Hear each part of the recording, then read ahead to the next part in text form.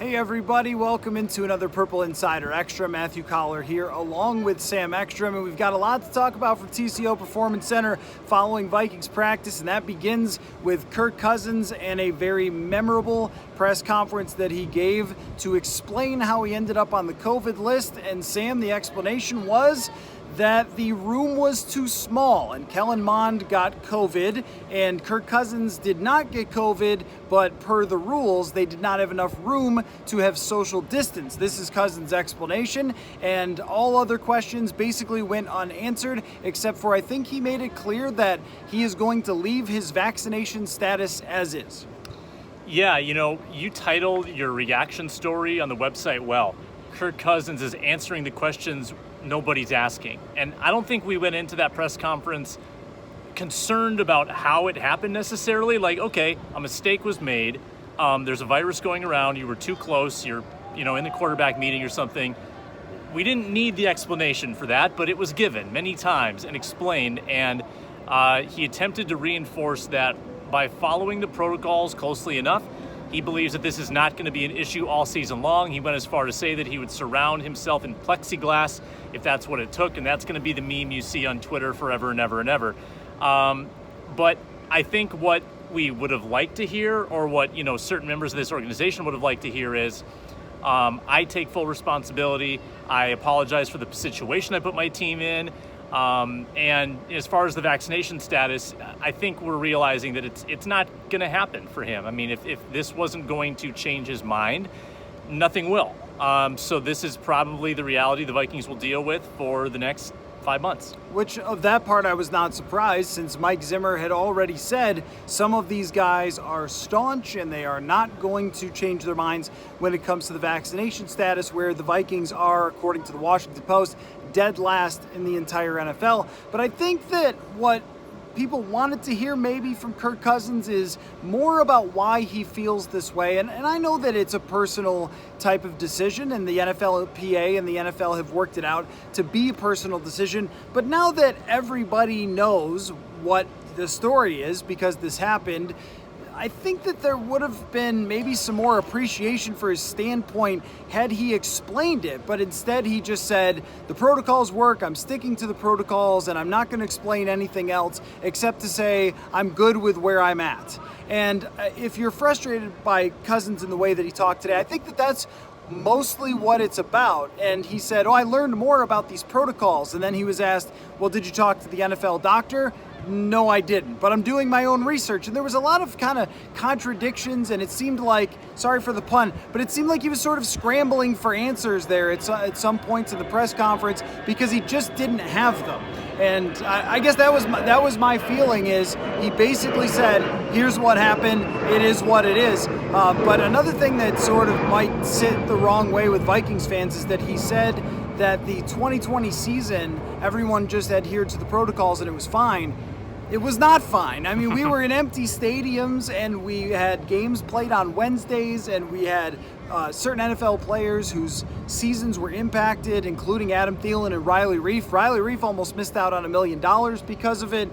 They missed some key players in a couple of games last year, and now it seems that it's even more contagious. So I think all of those things together, the overall reaction was not good to Cousins' explanation. And by the end of it, the answers became very terse, very abrupt, and you could tell that he was exasperated from it. And he's had to take a lot of questions on this, but it's continued to be an issue. Maybe if everything had kept going in the right direction as it looked like a couple months ago, maybe this would be less of an issue, but it is culturally becoming very prominent again. You've got states, universities, businesses that are sort of starting to go back to these mitigation practices like mask wearing, and they're probably going to change the protocols in the NFL. And honestly, what I take away is that there hasn't been much evolution from this time last year when the "if I die, I die" comments came out, where again, the phrase "I'm at peace with where I'm at," it sounds very similar to that. Yeah. So I don't think there's been a lot of change. I don't think he feels like he needs to reevaluate where he's at. And this press conference may, sort of be if things go badly this year, we'll look back on this and we'll say a little bit of beginning of the end kind of feel with the Cousins tenure. Well, the two football things to mention, and then I promise we'll move on from this. One, he would not elaborate on his conversation with Mike Zimmer, just said it was very positive, which I'm not sure exactly how that worked because he wouldn't elaborate on it, but Mike Zimmer has not been very positive when talking about this subject before, and I think that was another thing that people would have loved to have found out is where does that relationship stand between the coach and the quarterback, because it feels pretty icy at this moment. The other thing is you can just resign yourself to walking a tightrope with this team. There are guys who are not going to get vaccinated. That is now clear. And each week you're going to wonder, is this the week where you miss key player X, including potentially the quarterback? I think that's just the fate you are resigned to after Kirk Cousins' press conference today. Okay, there was a veteran day for a couple of key players, including Adam Thielen, and hate to keep going back to it, Sam. I know you don't hate it.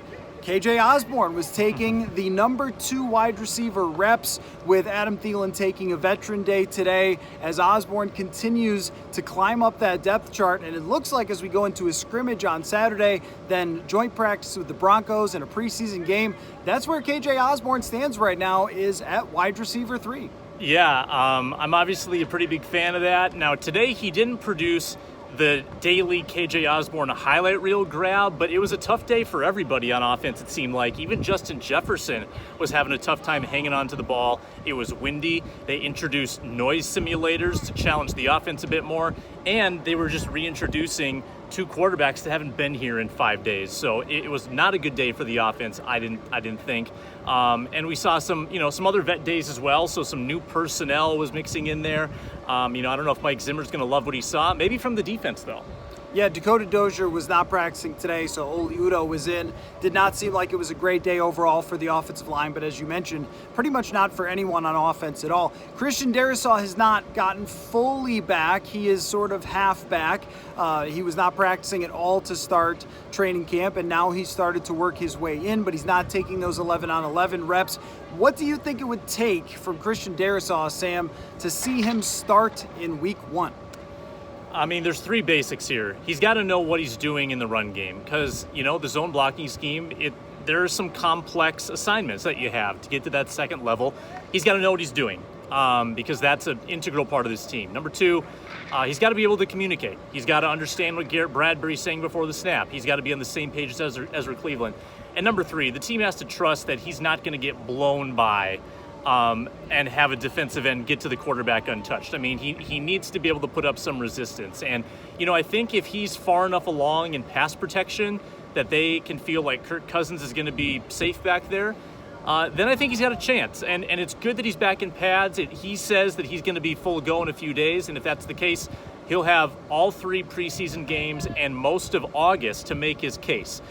So now we can start really evaluating the competition. Before, it was just, we can't even talk about this until he's back, and now it looks like he's on the right track. I'm still a little skeptical whether it happens. I think the Vikings always would rather wait too long on a lot of their rookies, and we saw some rookies last year get thrown into the mix where it did not work out so well. So I think the Brian O'Neill track still makes a lot of sense for Christian Darrisaw, but we'll see how quickly he proves that he's the first-round guy who is able to start. One more position I wanted to mention real quick was just the safety position. We get a lot of questions about Cameron Bynum. Cameron Bynum and Miles Dorn are the second-string safeties. Josh Metellus, who was drafted 2 years ago, he was a 6th-round pick. He's been mostly playing with the 3rd team, so it seems like those are your backups. And Miles Dorn got a lot of work today filling in, and I think that there's a chance that they may see Miles Dorn as being what they wanted Jaron Kearse to be. Does that make sense? A very tall and lanky guy. I know a lot of people don't know who Miles Dorn is, but he made a good impression last year in camp and then got hurt,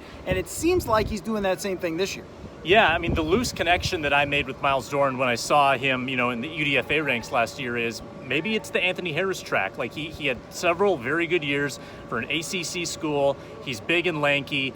Maybe he can kind of get on that same course. And obviously when you get hurt, people forget about you in your first year, but that was a year where he probably spent learning a lot and just improving on the X's and O's. So he's probably a little further along in that part of the game than Cameron Bynum. And Bynum mixed in a little bit, but it was mostly Dorn today with the ones, which is super, super intriguing. Tells you that maybe they're not super fond of Josh Metellus, but the third safety, fourth safety picture coming together a little bit. This team's never super emphasized like safety depth because those guys just don't get hurt a lot, but I guess we'll find out what these guys have when we get to the games. All right, things really start to ramp up with a scrimmage coming up on Saturday. Of course, we will be there, so keep checking back for training camp videos every single day here on Purple Insider Extra and the podcast. Wherever you get your podcasts, just type in Purple Insider. We'll see you there.